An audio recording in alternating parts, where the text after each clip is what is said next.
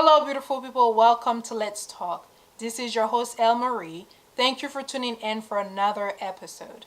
All right, so today I'm going to do another voiceover because the ex girlfriend of Pastor Jamal Bryant had an interview with a YouTuber. She brought some of the receipt that she sent to Monique Samuel from the Housewife of Potomac. So let's watch. Please leave your comment and subscribe, and I'll see you guys later. Bye. Hey, Miss Tanya, Hi, how are you? how are you doing today, lady? I'm well, thank you for asking. How did you meet Jamal? That's a good question. Many people, I think, that are in the church probably knew who Jamal was. I didn't come from those circles, so I did not know who he was. So I met Jamal. He was in Rochester, which is where I live, where I reside. And he was preaching at a church here in Rochester. And some friends of mine wanted me to attend with them. By God's grace, wanted me to attend this service with them. So I did. On that night, Jamal, after the preaching was over, he had his book. Good evening, Tawana. He had his book, and people were receiving pictures and getting the book signed. I had a girlfriend there with me who was waiting in the line, and I said, don't do that. I said, you look like you're thirsty. And so I got the book. I left. I didn't get a signature or a picture or any of that thing. So when I got back, I was on Twitter after finished reading the book. I think a couple of days later, I posted that the book World War Me was a good read. I wasn't following Jamal at that time on Twitter, but some way, I guess with the hashtag, now that I know, with the hashtag, he was able to track, where his name was and what the book was. And so he slid into my DMs. And so he asked, at that time, I was doing a magazine. I was writing a magazine. And he said, you should put me on the cover of your magazine. And so from there, 8 years later, that's how I met him. He slid into my DM. All right, so you first met him 8 years ago. In what city? In Rochester, New York. New York City. No, well, actually, we are 6 hours away from New York City. Okay. All right. So this is your first introduction to him. There was no conversation at that time about meeting up or doing anything like that on a romantic level. This is just, hey, he's here. He's got doing a book signing. I'm gonna get a book, and that pretty much was what it was. Yeah, so what it was, once he slid into my DM, asked to be on the cover of the magazine, I conducted a research like I normally do to find out really who he was, because as I said, I didn't know much about Jamal. I came up from the era when, T.D. Jakes was on the scene. Came on the era when there was Joyce Myers. And so, he wasn't one of the names that were around in the circle of people I was around that we talked about. So I didn't know him. I got And you. right. And so when he asked to be on the magazine, he put me in touch with his PR person at the time that was in Baltimore. She did not connect back with me expeditiously. And so I reached back out to him and said, well, your PR person did not return the call or respond to the email. And so he said, okay, so we can do it. And I said, okay, great. Well, let's get it done. So he was shortly thereafter, we never got around to getting the interview completed, but shortly thereafter, he was preaching in Syracuse. And so he asked, how far are you from Syracuse, New York? And I said, well, actually, it's a couple of hours. It's not far at all. And so he said, well, won't you come up to see me preach? And so I said, absolutely. And so I went. Okay. Now, so your initial, after meeting him, the after connection you had with him was putting him in your magazine. Actually, no, I never got to write the story. No, I'm not saying he finished it. I'm just saying that that after the initial meeting, the follow-up conversations was about you doing your research to put him in the magazine. I know it didn't happen, But that was the Correct. purpose of continuing the conversation with him. You got it. Correct. All right. All right. Mhm. Now, how long after meeting him did this go from what we would consider a business relationship to a personal relationship? Oh wow, it was right after the first meetup in Syracuse. I think we stayed up pretty much all night talking. And so yeah, so it happened rather quickly just after that night, and we continued from there. Do you remember what year that was? That was in 2011. Okay. All right. Okay. Okay. And just so we have a understanding of time, we can say that a personal relationship, and I don't mean sexual, I just mean, hey, let's talk about being more than just having a business relationship, happened in 2011. Correct. You got it. Yep. Okay. All right. hmm When did the relationship end? What year? The What year? yeah, so the relationship itself really didn't end. Jamal just recently contacted me. The last one was in July this year. So the relationship ended in a way where I stopped contacting Jamal. Right, but what Because, year was that? oh, What that was year this was year. That was this year, that? Okay. 2020, July this year. All right, so we have a relationship that starts in 2011 and it Yeah, doesn't end until this year, July of 2020. correct, Okay. correct. All right. Just hmm so we know what kind of time we're dealing with, because when we initially spoke and you hmm shared with me about the length of time you were in a relationship with Jamal, hmm one of my questions to you was how? Because during that time period, Jamal was in a very open, very visible relationship Yes, with me. yes. So I mean, yeah, that was the butter in his scotch. wow, wonderful. So the butter and the scotch. So interesting enough, by happenstance, Tweet and I are from the same city. I don't know Oh, her. She does not know me. okay. And so how I found out about Miss Tweet was there was an unsung. I was watching with my Yeah, family, and yeah. so my mother knew I was seeing Jamal, and so she saw Jamal picture, and she said, "Hey, let's stop. Let's watch and see what Jamal is talking about." Now, let me preface this: my mother is from the old school, so all of that sneaking, tipping, dipping, my mother don't go for that. So anyway, Okay. so we're watching Unsung, and he said, I mean, Tweet said that Jamal and her were together. And I didn't know, I didn't think, I thought I heard what I did hear, that they were together. And so they had him come on for just a few seconds or whatever, and he said, yes, they were together. And so I left out of the living room. I went upstairs and I called Jamal. And I said, Jamal, I said, are you dating Tweet? And he said, where you get that from? And I said, I just saw Unsung. And he says, I said, and she said that you two are together. He tried to tell me I didn't see or hear what I saw and heard. What year was that? That was probably around about, if I remember, that was like 2018, 2000. Yeah, so that was pretty recent. 20, yeah, I would have to look up that date. So around Okay. maybe 2017, 17, 2018. 17, 18. Okay. Mm-hmm. All Mm-hmm. right. So let me ask you this.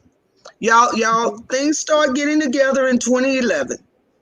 Mm-hmm. When you moved towards 2017, I'm Mm-hmm. assuming that somewhere in between these years, the relationship went from having nice conversation, getting to know each other, to something more physical. If are you asking me that question? I'm asking that question. Yes. Did it? Yes. Absolutely. Yes. Okay. Yeah. All right. No, no judgment. This is a no Oh, no. judgment zone here. We're just asking for getting the facts out. Now let me tell y'all. Let me tell y'all something while we are here. All Yes. of this is allegedly. Dr. Jamal Harrison Bryant, back in August of 2019. Mhm. Do you know anything about that flyer? Are you asking me? Yes, I sent you that I flyer. am That asking is you. the flyer. Right. That was our last face to face. This was back in August of 2019. Why did he send you this flyer? He sent me that flyer because he was coming to Buffalo and he wanted me to come to Buffalo to be with him. Okay. All right. Okay. So August 29th. he sent the flyer so that you could see where he was going to be, what church, and that and that kind of thing. Correct. Did you go? Absolutely. Okay. All right. Yes. All right. All right. Mm-hmm. So when you saw and found out about Tweet, and you Mm-hmm. said that he was pretty much saying, you know, like we said, he pulled Mr. JR on you. Them was your lying eyes. Yeah. What was your response? I mean, you know what you saw and what you heard. So Yeah. what was your response and why? My response was, this will not be going any further. Um, if that's who you want to pursue, then you're at liberty to do just that. And I All right. removed myself out of the equation. Okay. And so at that time, things were done. They were done. All right. Mm-hmm. All right. And But let somehow, me, okay, they go were ahead. they were not done to the point that we still didn't have like texting, one another, because it wasn't that we were enemies. We were not that. It was just Jamal knew that I was interested in being with a certain type of man, and he was just not living up to that. All And right. so when we walked away, it wasn't as if we didn't have any communication still. It just wasn't communication where, we had this closeness as we had before. I got you. I Mhm. got you. All right. So now I know when we initially talked, your concern was how it appears that the church Mhm. has a tendency of always, for lack of a better phrase, guys, Mhm. excusing the behavior Yeah. or looking over the behavior of Mhm. our male leaders. Mhm. And you were not trying to, when I asked you if I could use the information you gave me, you said yes. I asked if you wanted to come on the show, you said no. I asked you if I could use your name, you said I prefer not. And your response to me for these responses was, I'm not trying to hurt Jamal. Mhm. I'm not trying to put him in no bad situation. I just want to have the conversation. Because in that video where he was addressing the accusations of him having impregnated a lady at his church, Mhm. he went on to talk about his past, his past, and can't hold your past against you. And I remember you made a comment to me and you said, what past are we talking about? Mhm. Are we talking about a past that's 5 years from now, 1 year from now, or 6 months from now? And then you said that because he's saying his past, but here he is out telling people that he has been in a relationship, a rekindled relationship with his ex-wife Gizelle, and I believe she said maybe 2 years, at least 1 year, and he was still having a relationship with you. So how? Absolutely. So Mhm. if you're saying to me, "Don't hold my past against me," Mhm. but you're still out here shucking and jiving and lying, then Right. what past are we talking about? Absolutely. You're Okay, right. and Mhm. so I said from day one that I didn't believe the relationship Mm-hmm. between he and Gizelle. Right. And when you made that comment to me about it, I thought that was interesting. And then so much so that you said, I got some receipts. That's funny. You gotta keep receipts these days. I got some receipts. So I'm gonna pull up Yes, sir. this here receipt and let's see what we're talking about. Now, this is a text. And at the top of the text, it says JB, and then under it has Jamal. All right. It says rumors with exclamation points. Never mind. Don't worry about it. Mm-hmm. And then over on the side in the blue, it says, did you watch the video? Mm-hmm. Over in the gray, it says no. And then there's something, it says, content may be rumors, but the video, though, we are not officially back together. And then there's some comments that says it's reality TV. It's not real. Like I said, don't worry about it. I'm headed into church. Take care. Tell us about these exchange of text messages. Who's saying what So to whom, and what is the conversation about? yeah, so this conversation, Jamal is coming to, when you showed the flyer, he's coming to Buffalo, and it was August 2019. And he wanted me to come to Buffalo to see him. At this time, tweeting him was no longer an item. Jamal knew that I wasn't going to be dating him or be in his circus or in his rotation. So he did understand that. So my sister sent me a video of Jamal a picture of Jamal with Gizelle at the David, what's this, David, whatever, the comedy show. And so Oh, Dave I Chappelle. asked Dave Dave Chappelle. Chappelle. Mm-hmm. Yep, that one with Dave Chappelle. And so this is all coming close to the time that I'm supposed to meet him in Buffalo. And so I wanted to know if this was true. Is he trying to put his family back together? Are you trying to get back with Gizelle? What's going on here?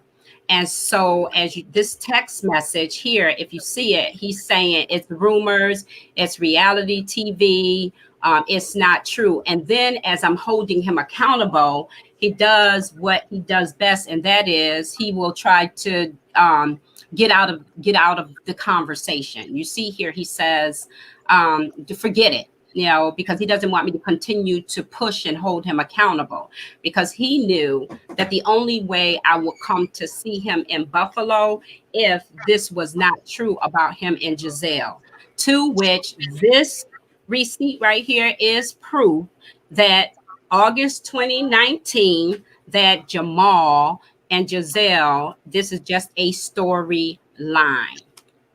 Mm, Reality TV. That's it. That's his. Those are his typed words. And so we're not here to talk about exposing Jamal about that he had a relationship with Tanya. We were two single people, so I think we could do that. But we're here to address what needed to be addressed, which was the claim that Gizelle made that they were together for 2 years. And the text messages is proof that that was a lie. The years is 2018 to 2020. I saw Jamal in 2019. The reason why he got a text message that he tried to say was a year old, it was the proof to say, if Gizelle claim is from 2018 to 2020, then how could it have been that they were together for 2 years if he saw me in August of 2019? And that's very basic math. If you can do that for us. They were saying this lady is crazy. This lady is, and I said, wow, this is, and so Jamal, rather than come out and say, no, she's not crazy, because this is the type of stuff that they do. You know, you have to think about, even in the span of time that Jamal and I were together, you think of tweet, you think of Gizelle. And if you put the timeline together, y'all forgot that he still has a son. The son is only like probably about 4 or 5 years old. John is right now, right? And so this is the type of games they play. You go over and you would be with this woman, right? And then you will come over and you will slip up and come and be with me. It's just like what you said, attorney. It's these games that is causing people to get hurt. Tanya, thank you so much. I'm going to be praying for you. We appreciate you. May God continue to bless you. And thank you so much for being willing to put yourself out there.